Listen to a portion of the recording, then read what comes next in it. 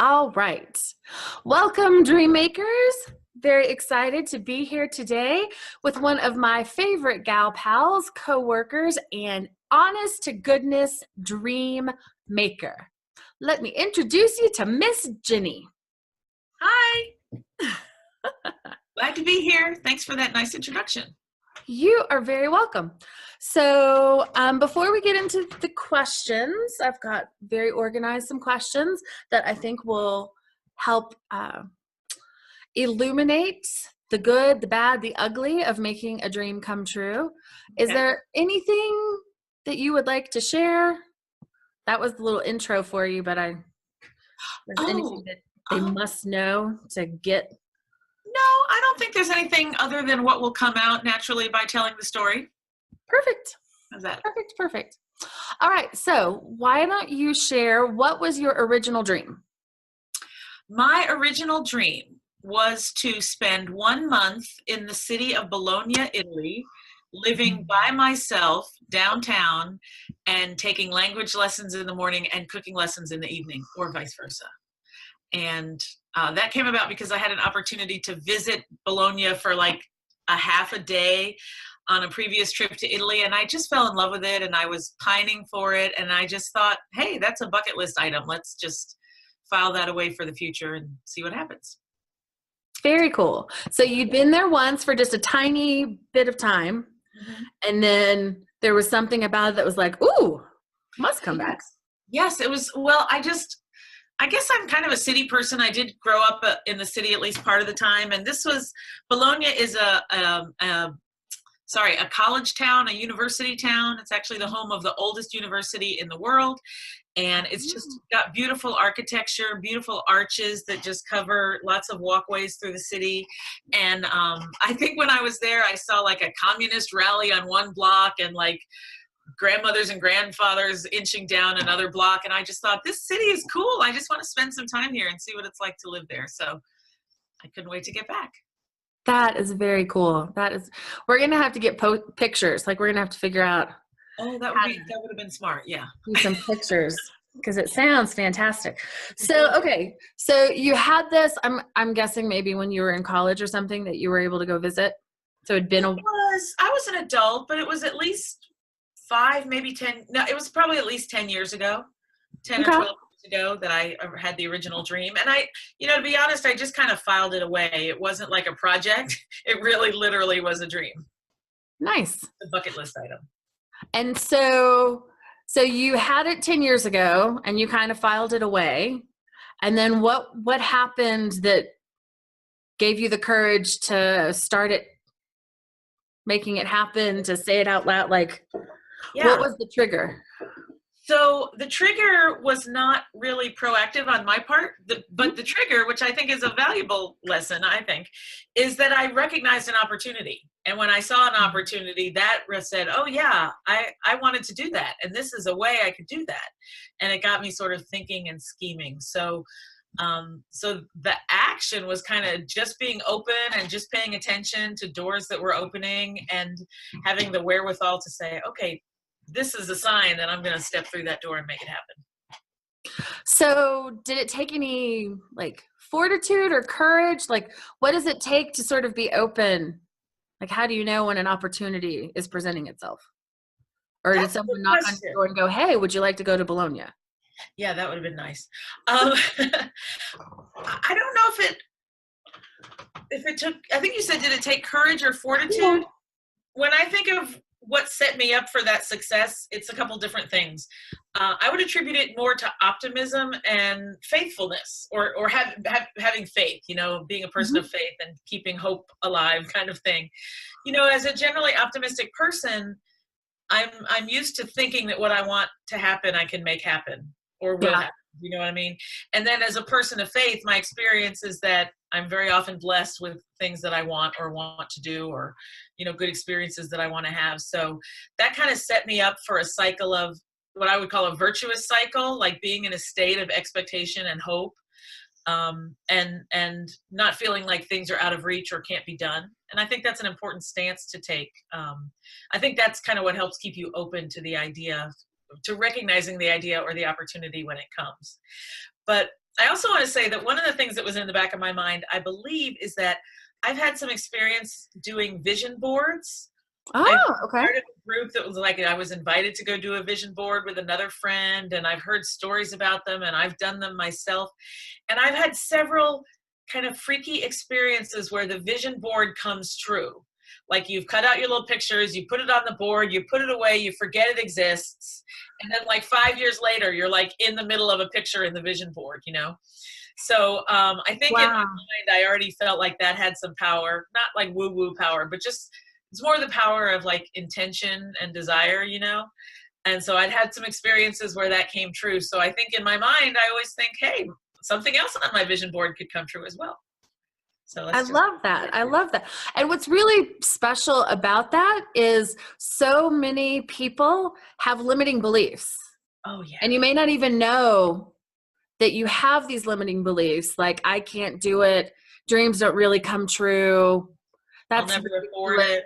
I'll never, yeah. I'll never be able to afford it. I don't have the time. Like you, without even being aware of it, you're constantly telling yourself all of these things. And it sounds like for you, you didn't have that. Like you'd had a few experiences of other things that you're like, I really want X. And fast forward, and you have a moment of, holy, shut the front door. I'm in the middle of X. Yeah. I'm so glad you said limiting beliefs, because that's exactly the opposite of what I was trying to convey. And Michael Hyatt has a word for the opposite of limiting beliefs, which is liberating truths, right? So I go around in a stance of a liberating truth. It's like the cool things I want can happen for me. You know what I mean? And I do know people that very much have limiting beliefs, largely things like I can't afford it. They'll never let me go. I couldn't get off work, or whatever the limiting belief is. And I think someone like that might hear about an opportunity and be like, oh, more like Eeyore, like, oh, I can't do that.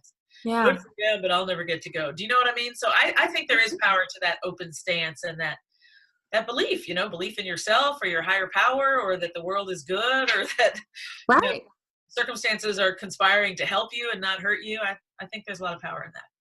I love that. I love that. A liberating truth, because whatever you tell yourself, it's true. Yeah. You believe it, right? Like your mind thinks, right, it's possible. I can hope and expect that my dream will happen, or there's no way in hell that's ever going to happen. Whichever way you believe. Yeah, because think about it. Even if you don't have a fortuitous circumstance like I had, where the opportunity kind of opened the door in front of me, but if you don't have that kind of openness to it happening, where are you going to get the motivation to do the hard work to make it happen, right? Like at some point you are going to have to put boots on the ground, or pen to the check, or whatever the hard work is going to be, and if you have to have that belief as a foundation to step into that, I think. Very cool. Very cool. Okay. So you had this bucket list from a brief experience, and then you've had experience of vision boards and dreams or aspirations. You put it out in the world, and then you just sort of hope with expectation that, all right, God, universe, I don't know where, I don't know when, I don't know how, but I'm ready when you open the door for me. I'm ready. I'm paying attention. That's it. All right. Then what happened? So then something completely random and unexpected happened, which is I reconnected with my best friend from 8th grade. She was coming to a conference in Atlanta, and she told me, and we got together. Shout out to Rita Barra Covelli. She and her mom were the facilitators of this dream. So Rita and I are sitting in my living room, and we're catching up on the last however many years since we've seen each other. It was a long time. And when I knew her as a youngster, I knew that her family was from Italy, like her mom was from Italy, and they went back there every year. But as a kid, I didn't even know what Bologna meant or if it existed, so there's no way I would have put the two together. But she happened to say, oh yeah, our family house is in Bologna. And I was like, ding, ding, ding, wait a minute, but that's what I mean by recognizing the opportunity, So we kept talking a little bit, and she was telling me a little more about like the relatives that lived there, and how she would go to that house that they've owned forever for family vacations and stuff. And And then she said that part of the house had been occupied by some relatives, but now it was not. And I was like, ding, ding, ding again. And so she never said anything to lead me to believe that they would be willing to rent this house to me. But I heard Bologna and I thought, this is my chance and you're crazy if you don't ask. So I asked, and come to find out they never had. Okay, wait, so hold on. Yeah. So you had the idea. My dream is to spend a month in Bologna and just check out this cool place. Yeah. And you weren't like actively, arduously, okay, let's make a plan, let's get it done, but you kept your ears open. So you're waiting for, when is someone going to mention Bologna? I know it's going to happen. I believe it's possible. Crazier stuff has happened and come true for me. So I'm just going to wait, pay attention. And the minute Bologna happens, the minute someone mentions Bologna, I perk up. And then she starts talking. Would it ruin your whole premise if I said that none of that happened consciously? Because no, it wouldn't. I really say that it did. Like, it was really more in the back of my mind, right? Okay. So I wasn't even listening for Bologna, but I guess my subconscious was. So I do agree that all that was happening in the back of my mind, but it's not like I was going around scheming like, how am I going to make this one? You know, right? I just had filed it away. So. Interesting. That might be like another level DreamMaker. It's a little meta, right? Yeah, it is a little meta. But I love, so you heard it, and some part of you started, wait, hold on, what? Yeah, exactly. You got a family home? Wait, hold on. Nobody's living there? Yeah, exactly. So at some point it shifted from being a subconscious. Oh, certainly. I've got feelers that, so what was that transition? And the house is empty. Was that Yeah, that's what it was. I mean, I don't know if I sat up physically like I just demonstrated for you, but all the time we're still having this conversation. My mind is going, Bologna, she has a house in Bologna, you know? And so part of that whole optimism faith thing is, you know, you never know if you don't ask. So there was no opening to ask, but I just said, do you think I could maybe stay there? Or I don't remember how I mentioned it, but it was great that I asked because they apparently had never thought about renting it to anybody, you know, outside the family before. And if I remember correctly, they weren't really thinking about it. They weren't really set up for it. But I guess because I was a family friend, you know, I had some history, they were open to considering it. So after that, just Rita got me in touch with her mom, and I asked what she would charge me, and she offered me a tremendous rate. And so here's the second thing I noticed that made the dream come true. The rent she was offering me was such that if I didn't stay for a whole month, I would have been crazy, right? So now the dream is like fleshing itself out. But there was a little bit of flexibility too, because the house was not in the city of Bologna. It was right outside. So still completely accessible, still in the right place. So the dream was like taking shape, and it was not exactly what it was originally, but it was darn close enough that it was worth, you know, continuing to take those little steps to see what would happen. Gotcha. So that's how I got to the month part. And then when I heard what she was going to charge me, and I said, oh gosh, could I stay for a month? You know, that was another little piece of the puzzle that came from the back of my mind and clicked into reality in the front of my mind. Very cool. So was this because you hadn't really you hadn't been meditating on it, or you didn't create a vision board for it? So it wasn't like a burning desire, must do now, must do this year. It was just sort of like floating out there. Yeah, that's true. But when she said, we have this place, and you're like, well, there's not an opening, but I'm going to create an opening. Would you ever consider, was that just you're a naturally bold person and it never hurts to ask? Because if you don't ask, the answer's always no. Or was there a moment before you jumped in? I think it's a little bit the former. I mean, I do believe you never know if you don't ask. And, you know, I'm the kind of person, I err on the side of asking ridiculous and or embarrassing questions. You know, like, I'm sure there are countless times my husband's been with me and I've done you don't know if you don't ask. And he's like, oh my God, why did she ask? You know, but more times than not, the right, something exciting comes out of it. Something, it's kind of like creating something out of nothing. Do you know what I mean? Yeah. There's real power in asking and just seeing what happens.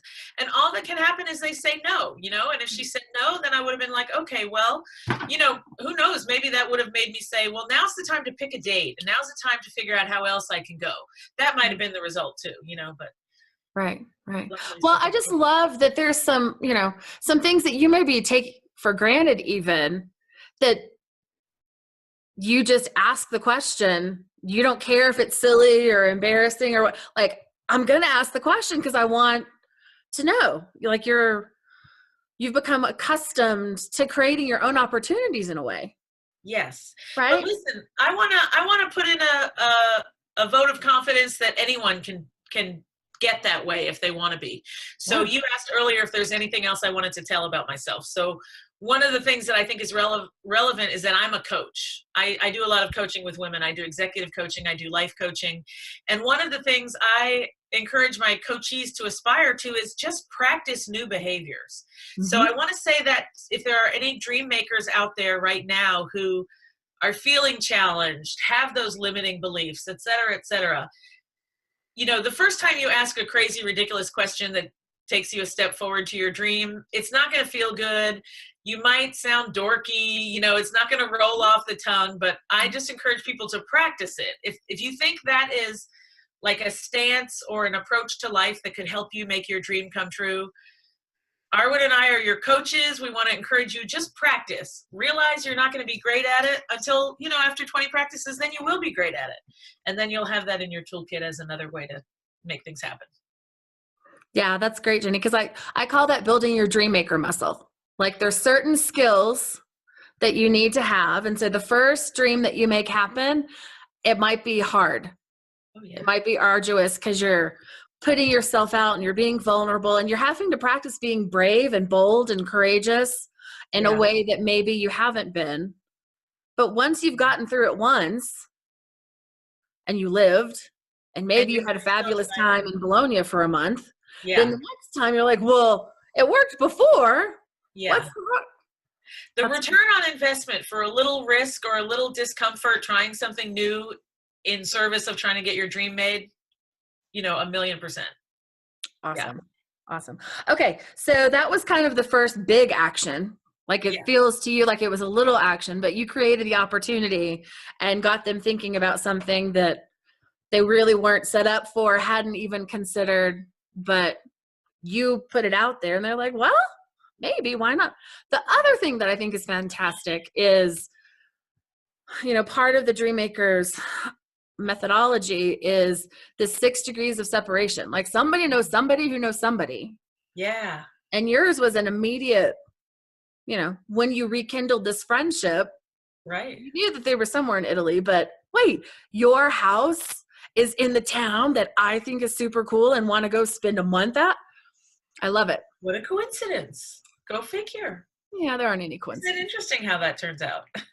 When you put it out there. Okay, so what other action did you have to take? Well, then I sort of launched into the project of, what are all the steps from here to there? So I've got the house. And in fact, my process was I put the money on the house right away before she changed her mind and realized how much she could have charged me that per week instead of per month.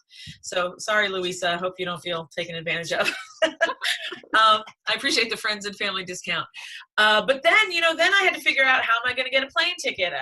What am I going to do about a car? Like I had never rented a car overseas before. So at the time, that was the year when I first started using a Michael Hyatt product called the Full Focus Planner. And I used it to really map out my goals and the steps to get there. And during this quarter, I focused on finding my passport, which was buried literally in the bottom of a stack of papers in my closet. And I had a deadline, right? So if I didn't find it by then I knew I had to apply. So that was kind of like a project step. And then, this is the window in which I should look for flights. Who do I know that can tell me how in the world to rent a car in Europe? Because I've never done that before. Luckily, there's a place called Auto Europe, so it's really not that hard. But if you don't know, you got to ask someone, to get you kind of hooked up. So those are the other actions. But it was very, I'll tell you, it was very exciting to have like a personal project on my radar screen. You know, so many times we have a work project or a health project, you know, like diet and exercise or something like that. Mm-hmm. And so it was family stuff. Yeah, stuff that's not more like must do, but not necessarily feeding your heart. So it was fun to have a project, and frankly, it was good practice.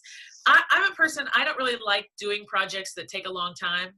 Like I had a dresser I needed to refinish, and it sat on my porch for like, I don't even want to think about how long, because I knew it was going to take like 3 hours this day, and then 3 hours the next day, and then 3 hours the weekend after that. And I couldn't get up for that, you know? So this was good practice for me for like a long-term, step-by-step project, and, you know, maintaining that motivation, maintaining that discipline.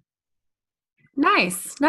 Okay. So you got sort of one key anchor point, which was the house and a date.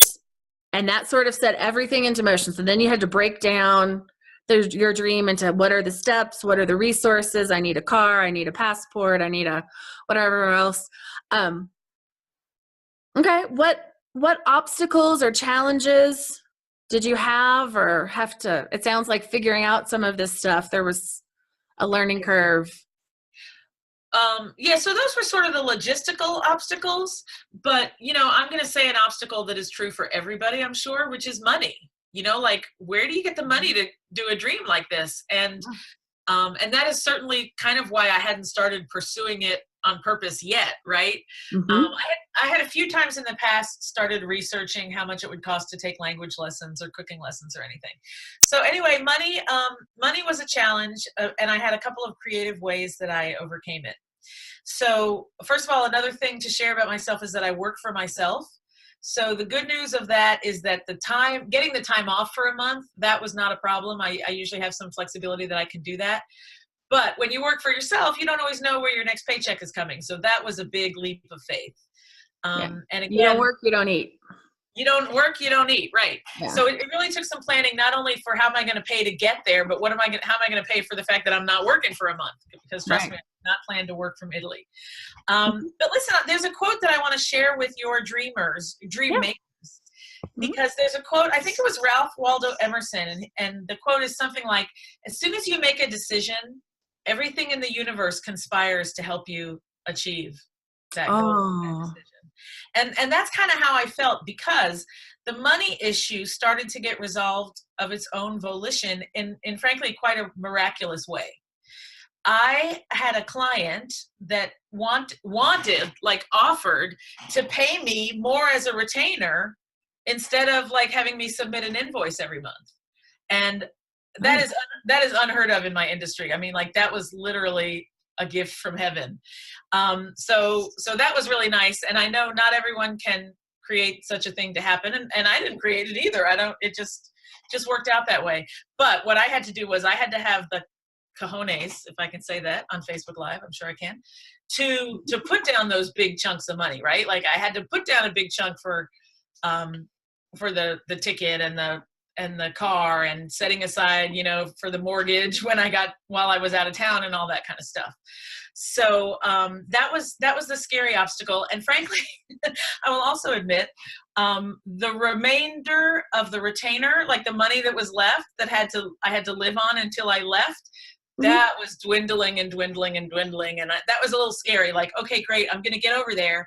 And I remember telling myself, if I get to Italy and all I can eat is bread and cheese, that will be fine. I will be eating bread and cheese in Italy. I'm not worried about it. Do you know what I mean? So yeah. These are like other examples about how the dream kind of morphed into what I could make happen. And my expectations morphed with them, so that would be fine, you know? But another thing that challenge created for me was I wanted to get creative so that I wouldn't be broke when I was over there. And so I modified my idea of staying alone a little bit. And what I ended up doing was I knew I had some friends that liked to travel. Like, one was a couple were flight attendants, so they could just, you know, hop on a flight at any given time. And another one was celebrating a milestone birthday. So I got the idea to invite all these different sets of friends to come with me. And instead of paying for hotels, they chipped in to pay for the rent. and I purposefully did not let them pay me until they got there. So I kept having these influxes of cash when I was there, so I could spend on food and stuff. Yeah, I was kind of proud of that because, again, it was just like, for me, it felt like I had the dream. It was within reach. And I was proud of myself for just being a little creative to make it happen. It doesn't have to happen the way it originally is in your mind way back when.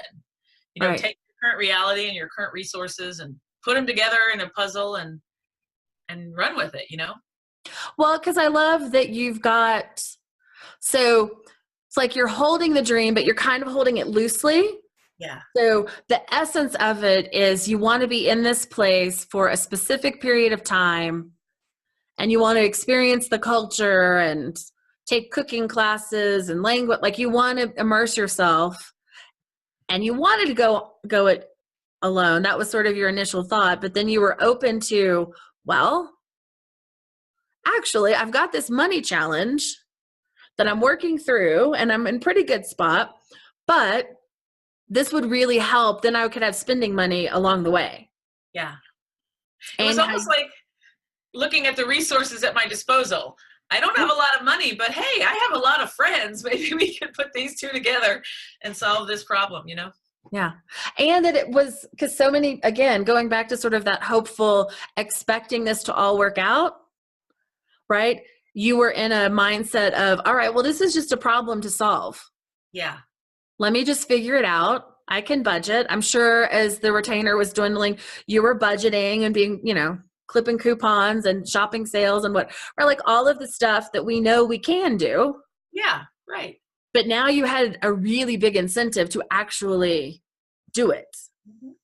And you'd set it up so that you weren't gonna, well, although true enough, if you had to eat bread and cheese and some cheap bottle of wine, I think you probably, you would have been. The other thing is, for me, my story really shows that having that flexibility can open great new doors that you weren't expecting. I mean, I had really treasured times with, actually, I was there for 4 weeks, right? So I had a different group of friends every week. And then on the last week, my husband was there and we celebrated our anniversary. So I built tremendous memories with like many groups of really special people to me. And it would have been a great experience if I had gone by myself. It would have been a different kind of great, but it was really a celebration, once that all came together. So it sometimes what you think is veering off the path, is really the right path that you didn't know you wanted to get on, so yeah. It turned out great. I love that. There's a quote, when God's answering your prayer, it's either not yet, right? And either he answers it or it's a not yet. And if it's a not yet, it's usually because there's something bigger. Yeah. There's something even better coming. And it sounds like that shift that solved a money problem also created like a lifelong memory that I'm sure those group of friends, you're much closer and can think back to, remember when we spent that week together? And yeah. Oh yeah. We have pictures and just, it's wonderful. And, I want to say something to kind of defend myself here, because to be honest, I've had some people sort of accuse me of being mercenary. Like that was not fair. But in all honesty, I think it was a win-win, because those people might not have had the opportunity to come if they didn't, either have a place to stay or have someone who had a date on the calendar. It helps to have something concrete to build around. And I shared the largesse. We all got a great rate, did better than we would have through a travel agent or whatever. So, I mean, I've always, like I said, been sort of proud of myself that I tried a creative approach, and I think everyone benefited from it. And you should be, right? Like it's, again, it's being open. It's looking for opportunities. How can you make the puzzle pieces? I think you use that phrase, fit the puzzle pieces together. And it's interesting that you want to defend yourself, because we all have stuff around money too, right? Yeah. Everybody's got stuff around money, and it often keeps them from pursuing their dream. Right. You went for it, and you found a creative solution, but there's still that little, well, I feel a little odd or uncomfortable, but there's no way they would have had that. They would have had the opportunity or the experience. Yeah. Yeah. I mean, I truly felt that I was, yes, it was helping me, but at the same time, I was extending a gift. Like, I only made that invitation, you know, to folks. I thought about who those folks were going to be and invited, you know, people that I had a history with or something like that. So, yeah, but in fact, it reminds me to say that as an entrepreneur, I was also, you know, I thought that was kind of a clever way to, you know. Yeah. It felt like it was my entrepreneurial nature coming out. And other people look at her, maybe I feel like other people look at me and say, oh, you know, she's one of those serial entrepreneurs always trying some crazy scheme or whatever. But hey, this particular crazy scheme brought a dream to fruition. That is fantastic. And again, that's just another skill set as you're building your DreamMaker muscle, because money always comes up, time always comes up. And there is something about being bold, being creative, and standing for, this is happening. I expect it to happen. I'm making it happen. And whatever comes, well, here's how, let's try this to solve it, or let's try that to solve. Like, it just becomes, it's not all of the stuff that you're telling yourself that holds you back. Right. Right. When it's not that, you take that off the table, then it just becomes a problem that you have to work, like, oh, my car won't start. Okay, well, I need to call the mechanic and AAA to tow it. And, you know, whatever, like, it just becomes part of the process, not a, right. Oh my gosh, this is never going to happen. I'm not worthy. It can't, you know, like, you just sort of. Yeah. And, you know, right before you said what you just said, it occurred to me that most of us spend too much time telling ourselves lies anyway. So why not be optimistic, faithful, hopeful, go for it, girl kind of lies, right? Like, those serve us much better than the, it'll never happen, nothing good happens for me, I'll never make that, you know?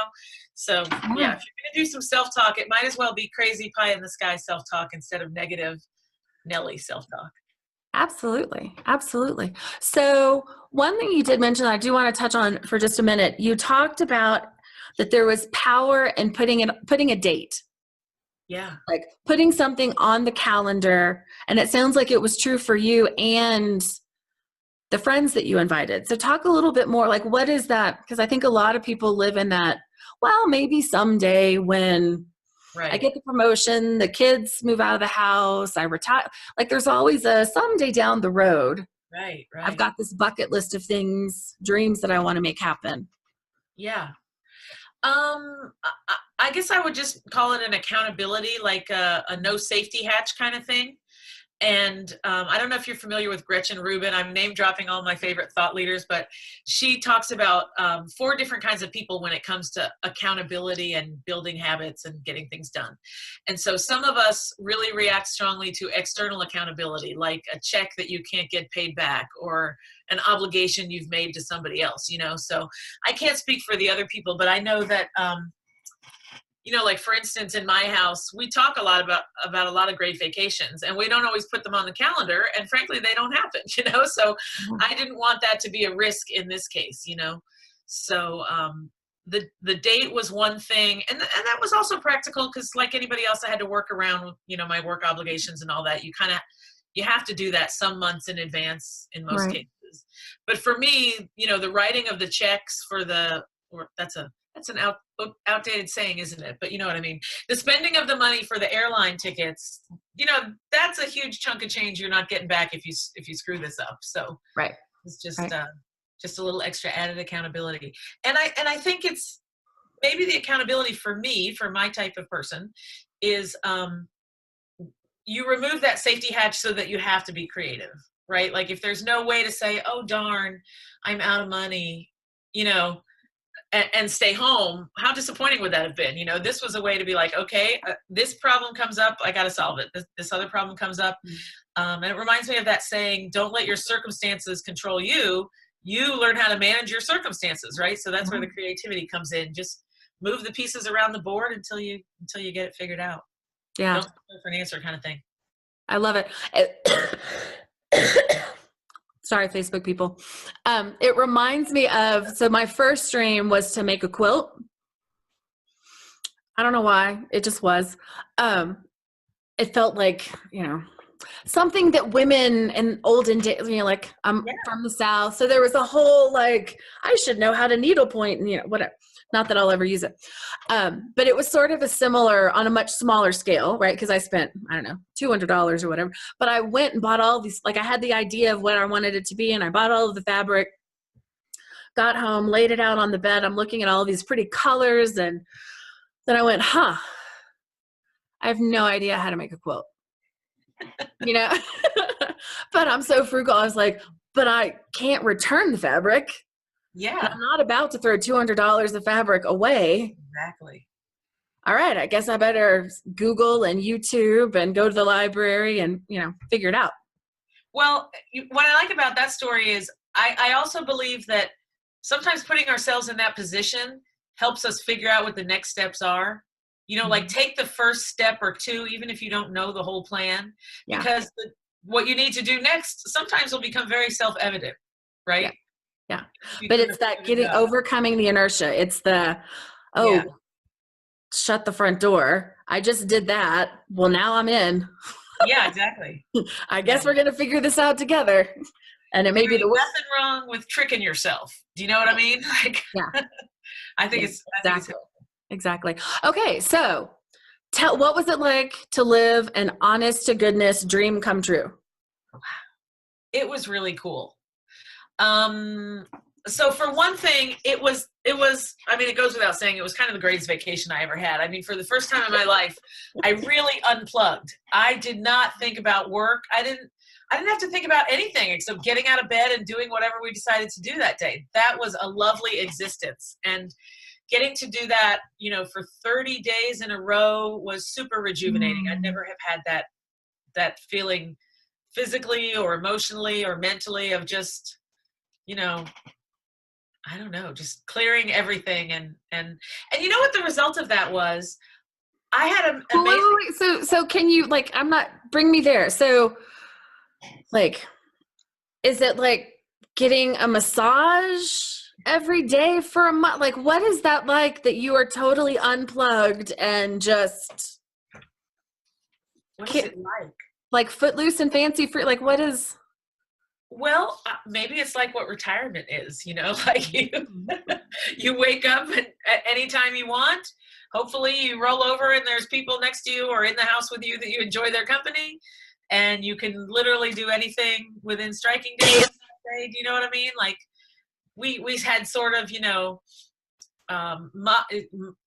plans that weren't set in stone, but we could literally do whatever we wanted. It was a real feeling of freedom, and for me, and I guess the people that were there, like the money part at that point was taken care of. So we did have freedom to just, if we had any boundaries, we just worked within them, but we could just explore and play, so maybe it's a combination of retirement and being young, we were just playing, we were just having a good time.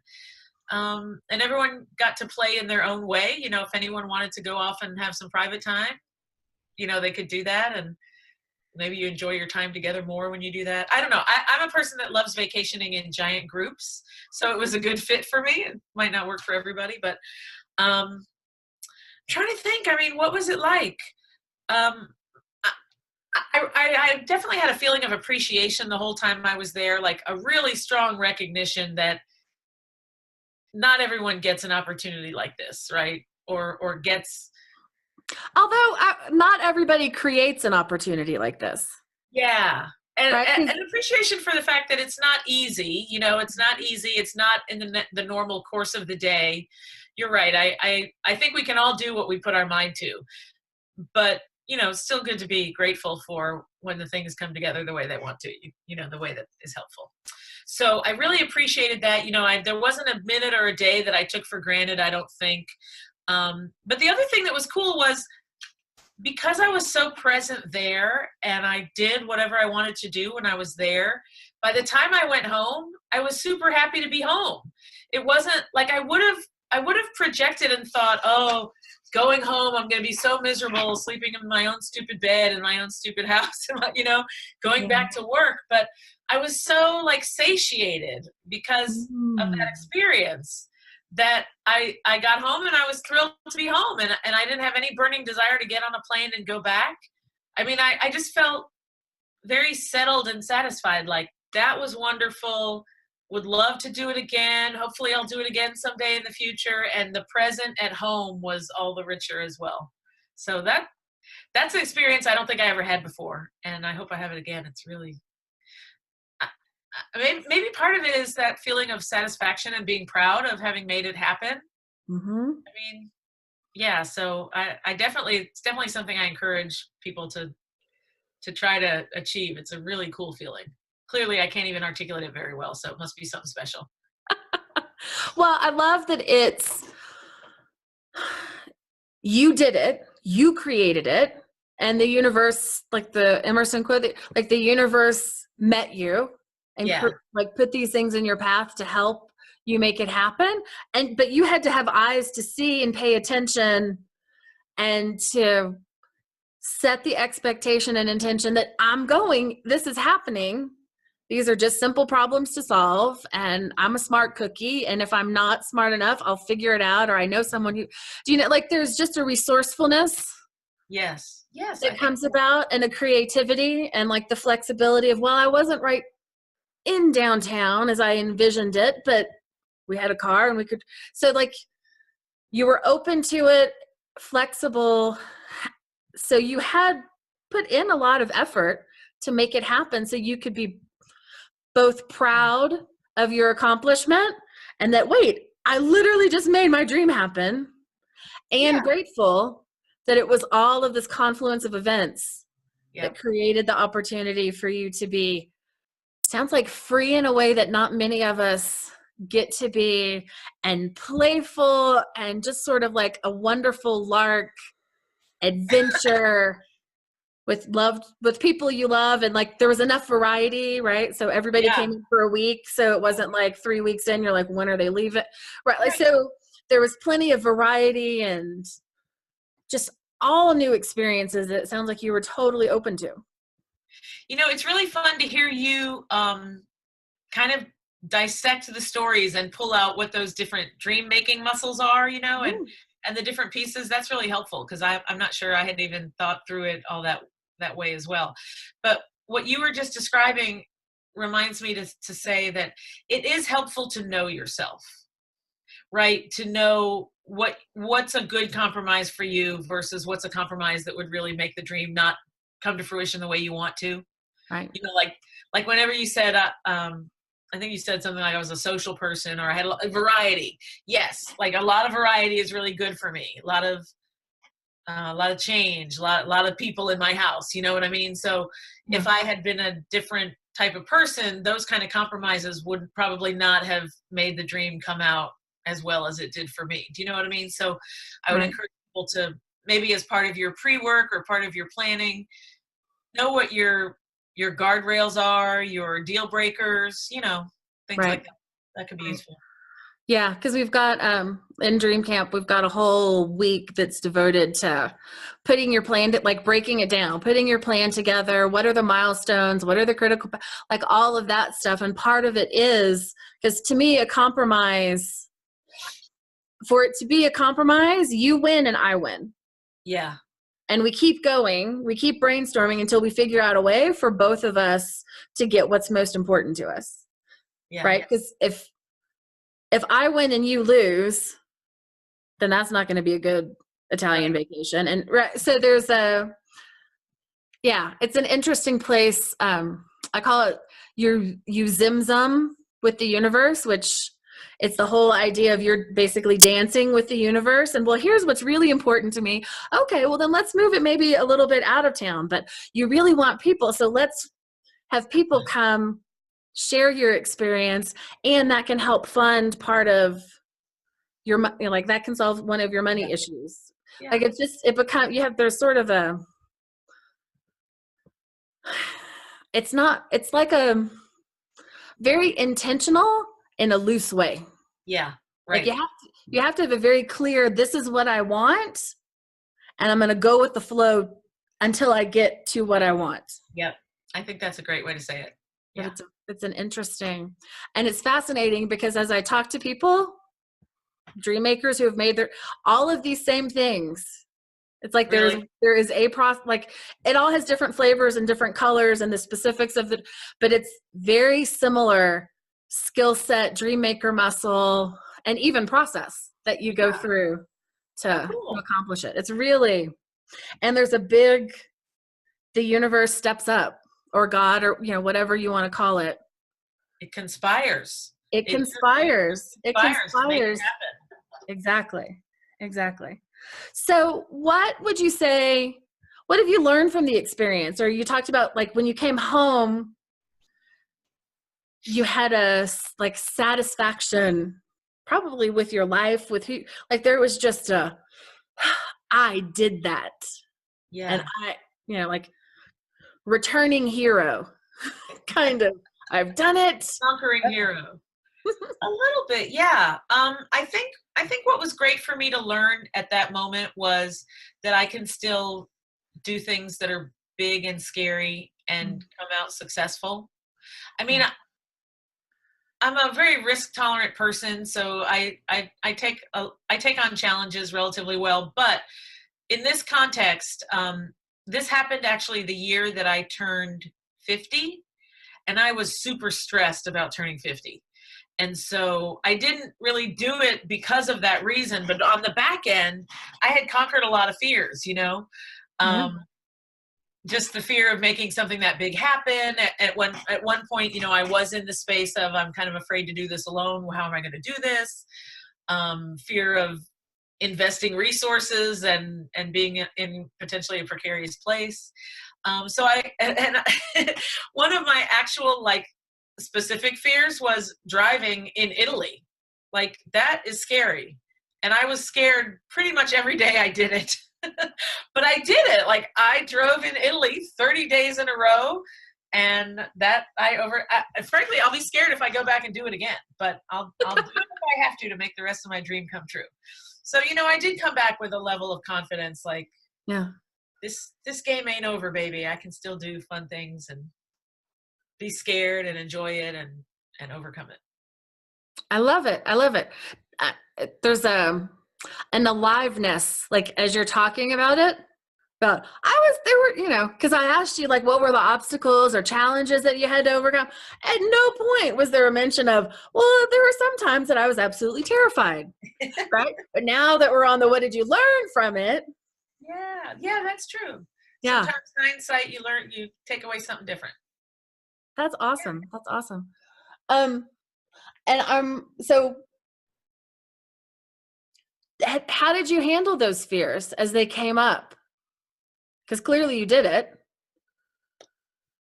You mean, well, the driving, you go on the on-ramp and you just have to. I don't remember. I mean,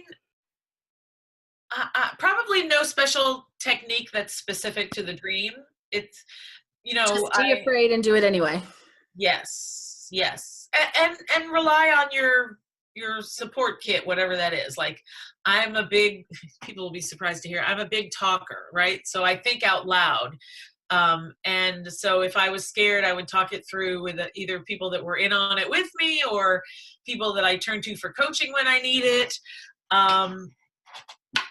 Or I would fall back on prayer and faith and just say, okay, God, you opened these many doors and I stepped through these many and I really need to, it still needs to work out kind of thing. Let's see how this is going to happen. So positive self-talk, that kind of stuff. Gotcha. And then just keep moving forward, Well, that's the key. Like once you start taking action, right? The biggest thing is overcoming the inertia. Yeah. Right? The body in motion tends to stay in motion. Body at rest tends to stay at rest. Like you have to get in motion, making the dream happen, whatever steps that might be, and then keep going. Yeah. And for me, part of it was that no safety hatch. You got to keep going. There's no turning around. Right.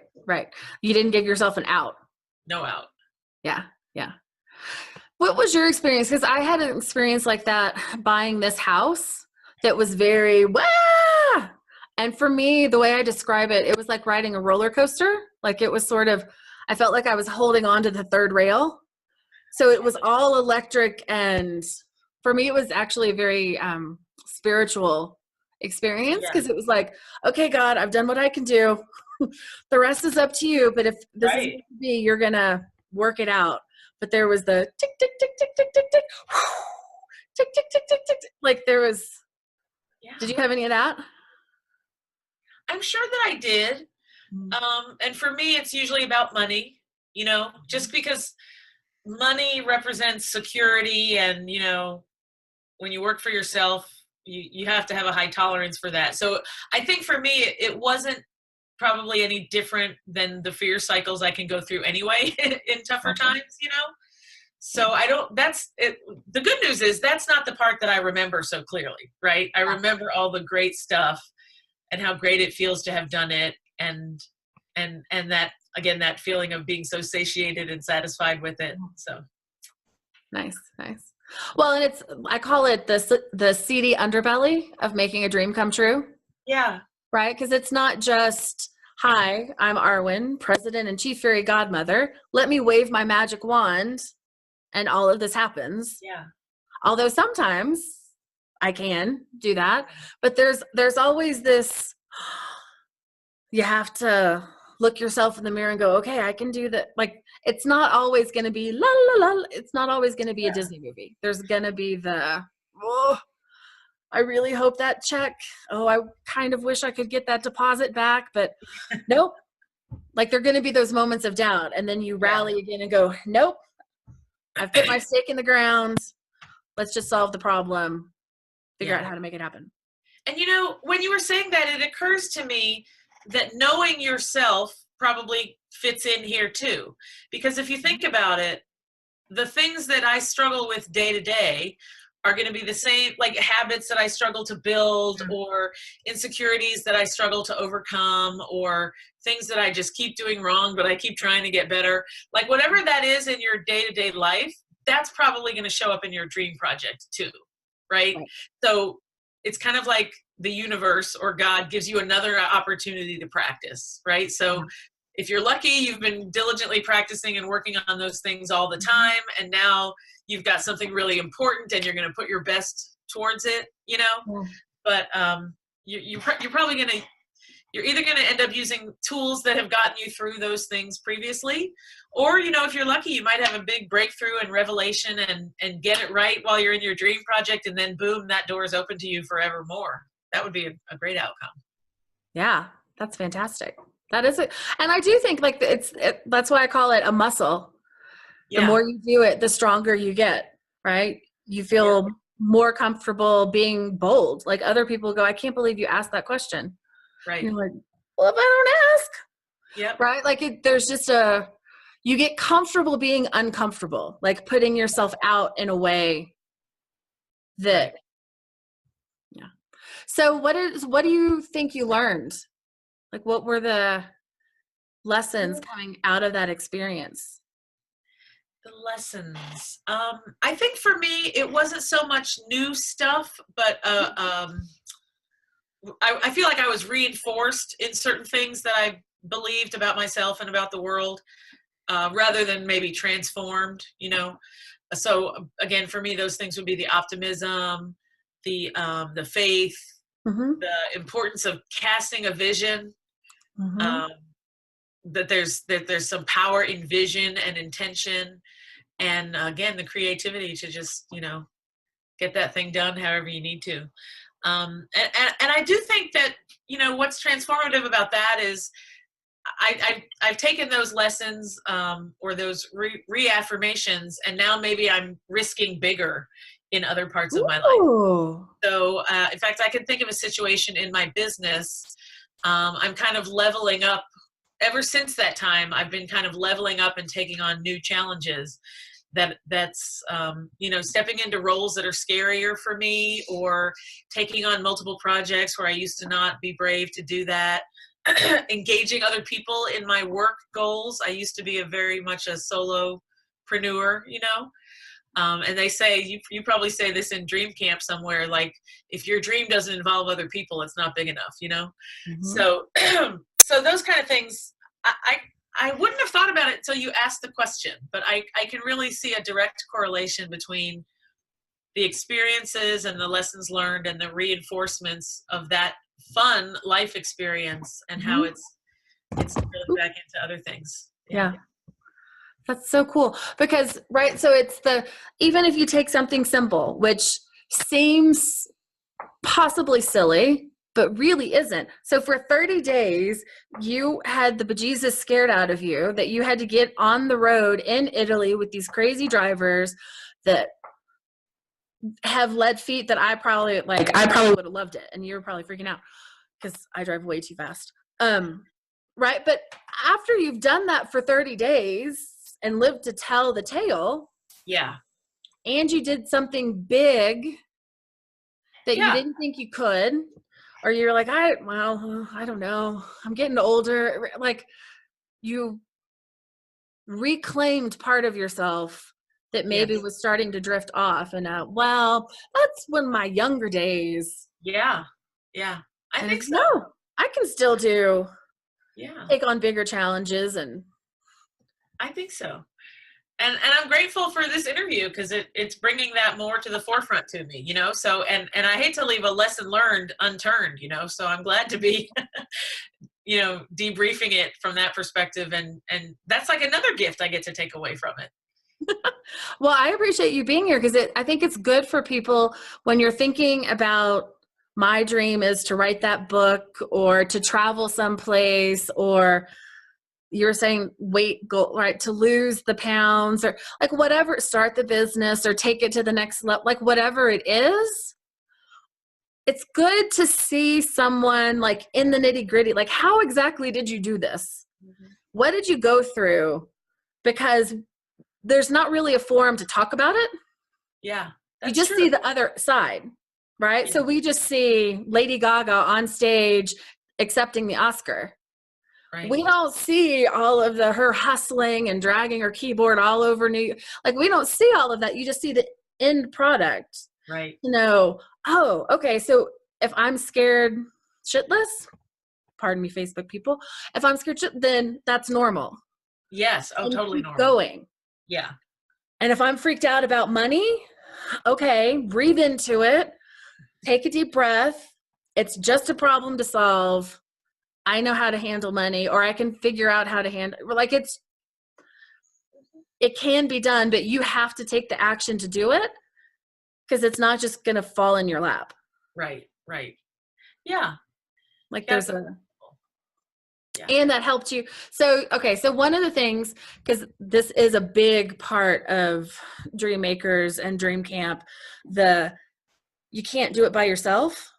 Yeah. Right. Like my dream is to make 1 million dreams happen globally. I have literally, I kid you not, spent a number of years trying to figure out how I could make 1 million dreams happen by myself. Right. Which is ridiculous now that I say it out loud. But I really was like, well, I'll just figure it out and we'll process technology. No. I finally was like, okay, well, at some point I'll need to sleep. Right. So what is it? What do you think it was about the wanting to go it alone that this experience sort of like, hey, it's okay to accept help or to do something bigger because I'm now playing on a different level. Right.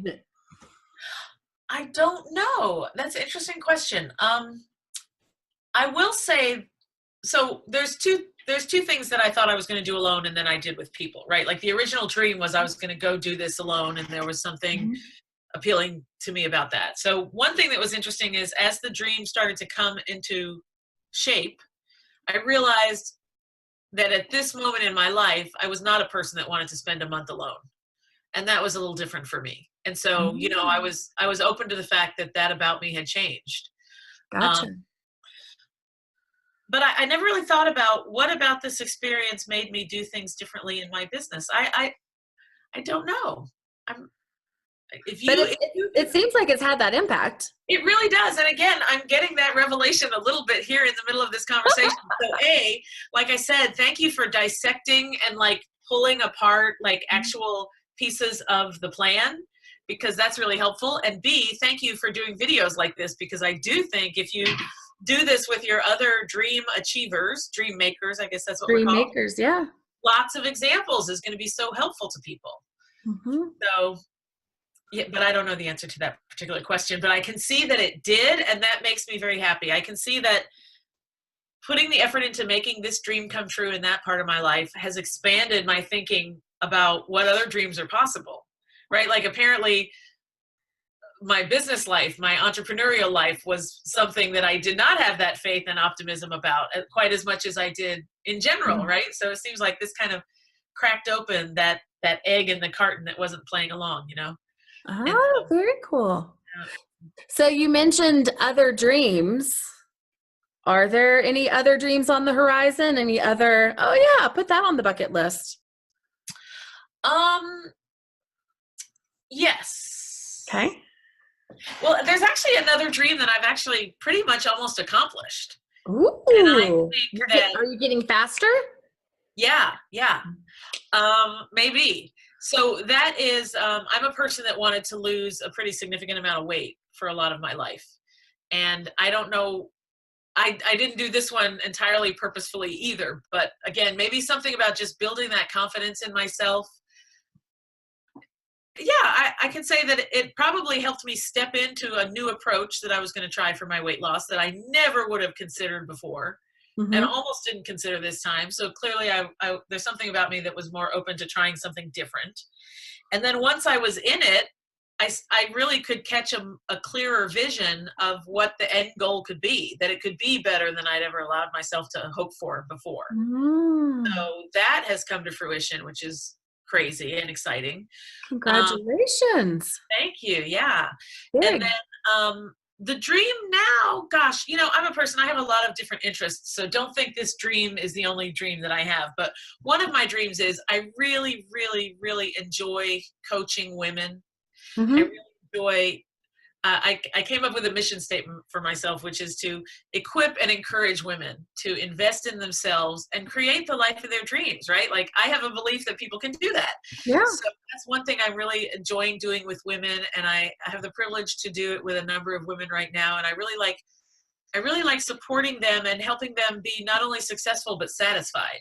So anyway, that's just a little background story. And I would love to have a coaching practice where I get to do that really, 90% of my time. I would do that 40 hours a week, and that would be wonderful. And again, just to let you know that I'm very flexible in how that dream can come true. I realize that I may not get to do that 40 hours a week until I'm retired. And that's okay. I plan to be a very vibrant retired person. I will coach people 40 hours a week for the last 10 years that I'm standing upright. And frankly, I'll probably be coaching women while I'm in the nursing home until I croak. So that's fine. Like that dream can come true however it wants to. And, if it comes into an actual viable business while I'm on this part of my career journey, that would be great. If it happens then, that would be great too. But I think I didn't really think about this before today's call, but I think I am catching clearer visions and having more faith and confidence that they can come true. So that's exciting. Oh, what a great takeaway for me. Big. Yeah, that's big. Right? Like to have clarity of vision, because it sounds like you actually were pretty clear. Like you've had enough experience of, hey, wait, I imagined that, and now I'm in the middle of that. Right? So you've had enough real world life experience of things happening to foster some of that innate belief in yourself and zim-zumming with the universe. And but the fact that it's getting crisper. Yes. And it sounds like in some ways it's getting bigger. Like some of these dreams are bigger than maybe what you would have pursued before you made your Italy dream happen. Yeah. I think one of the key takeaways there is the more dreams you make true, again, it's just like practicing. It's just getting experience. But the more times you pursue something and it comes to fruition, the more the next time you have an idea that there's a high likelihood that it could come to fruition, right? So back to that idea about the virtuous cycle, it just starts becoming a self-perpetuating flywheel. So now maybe you get more ideas and maybe you go after more dreams and then you have more behind your belt that you've accomplished. And it's just, that just keeps rising the tide and the ship over and over again. That's a good Yeah, thing. right. Like your DreamMaker muscle gets stronger. You're able to go faster. That's why I was asking, like the first dream, it took me 6 months to put that quilt together. By the time I was on my 15th dream of this Kenyan safari and orphanage volunteer, like this whole production, it took That's me on my list too. Can we do that together? Have you done that yet? I've done it, but I would definitely go do it again. And I know the places. Okay, good. That's Like, on my bucket list as well. That's the other one that hasn't come true yet. Yeah. In fact, can I just say my sister, I'm going to give a shout out to my sister, Meg Lee. She's an educator in Maryland. Hey, Meg. And she's fabulous on every level. And one of the ways she's fabulous is she co-wrote a book called The Growth Mindset. It's all about not having limiting beliefs, but having liberating truths. Like, I may not have mastered this yet. This hasn't come to fruition yet. I can't afford that yet. You put the word yet basically on the end of every limiting belief, or and then that holds it open as a possibility, and that's how you stay open to trying new things and achieving new things. So I'm glad that Meg introduced me to that concept of growth mindset and yet, the power of yet. Well, it's so powerful because your brain's a computer. So whatever problem you give it to work out, it's gonna work out that problem. So if you give it this isn't possible, it will give you every piece of evidence to prove that this isn't possible. Dreams don't happen. I don't deserve it. I can't do it. I can't afford it. I don't have the time. I don't know where to get. Like, whatever you tell yourself, your brain will hunt your environment to find the evidence of you are absolutely right. And here's all of the proof. That's so true. When you put the yet, I haven't done it yet. I don't know how to do it yet. Then your brain's like, okay, well, how do we solve that? How do we help Jinnie figure out how to do that? Oh, well, here's this class, or here's that. Yeah. It's really. I like that. Like I said, if you're going to be putting something into the computer anyway, right? It'll be positive, wide open, opportunities instead of shut that make down. You feel good about yourself. Yeah. Like you're not an idiot. You just haven't learned that yet. Yeah.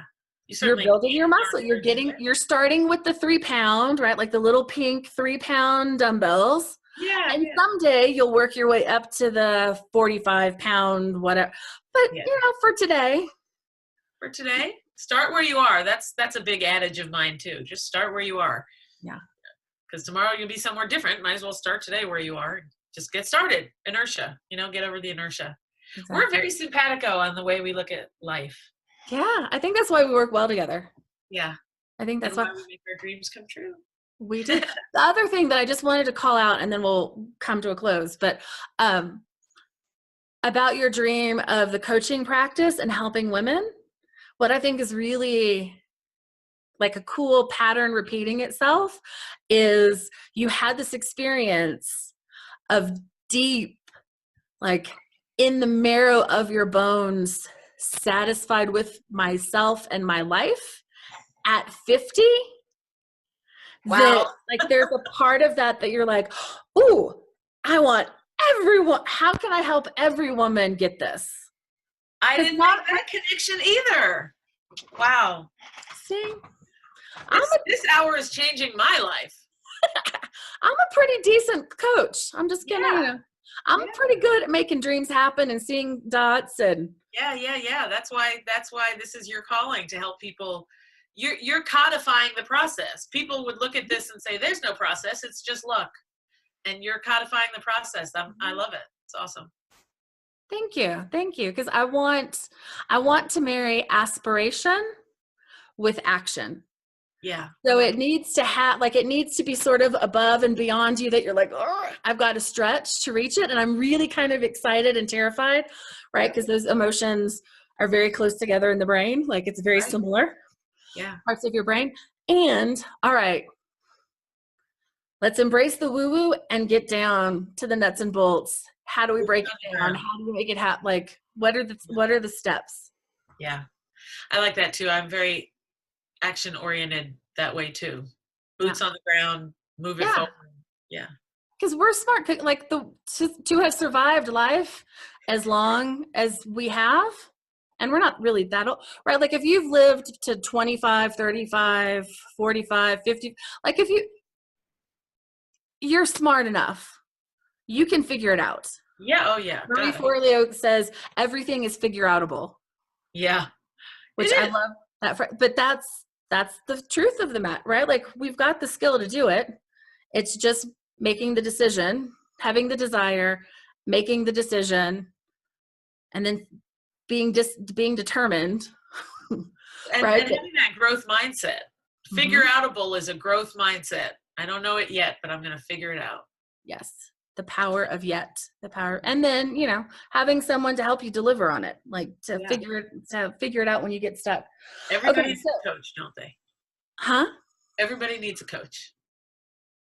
I kind of think so. Like it may just be your girlfriends. Yeah. You grab coffee, but yeah, I kind of, because you can't see your blind spots. Or even like in this conversation, it's not even really a blind spot, but all of these really interesting patterns and experiences that you've had through the process of making your Italian dream happen, that as you tease it out, you see it in a new light and go, wait a minute, that totally had an impact on my business. And frankly, it probably had an impact on your bottom line. Like if you went back and quantified it, the Italy trip probably boosted your business in some percentage. I claim it. If it hasn't yet, it will very soon. I love it. All right. Is there anything else? I have one more question, but as we wrap this time together, first, thank you for doing this. Oh, my pleasure. So much fun. I think it's hugely helpful, again, for people to see, not just me saying, no, really, you can make your dreams come true, people. Honest, trust me, let me help you.